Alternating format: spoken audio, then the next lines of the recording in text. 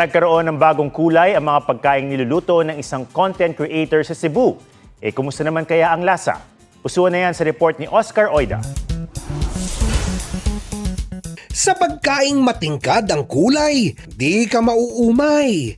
Pero oh my goodness! Why? Mga Pinoy food, may bagong color. Bago din kaya ang flavor? Magprito tag tilapia pero matcha ang flavor. Ug tawago nato ni tilapcha. Tilapyang matcha? Ang may pakana, si Randolph, certified matcha lover. Kaya pati champurado, why not haluan ng matcha powder?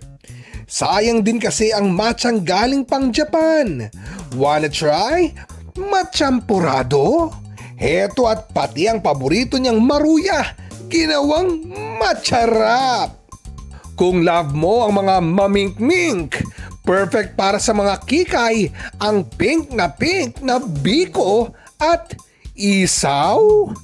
Tusok-tusok din lang naman ang street food favorite na kwek-kwek, bluer than blue.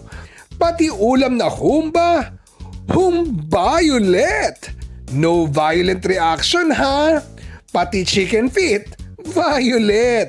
At para sa mga dark ang aesthetic, Magluto tag Ilocos empanada pero itom ang color. Ug tawago nato ni Ilocos empanadar.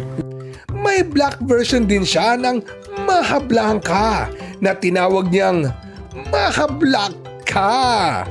Ayon kay Randolph, sa mga pagkain ginamitan niya ng food coloring, don't worry. Kulay lang daw ang nag-iba pero pareho pa rin ang lasa. Oscar Oida, nagbabalita para sa GMA Integrated News.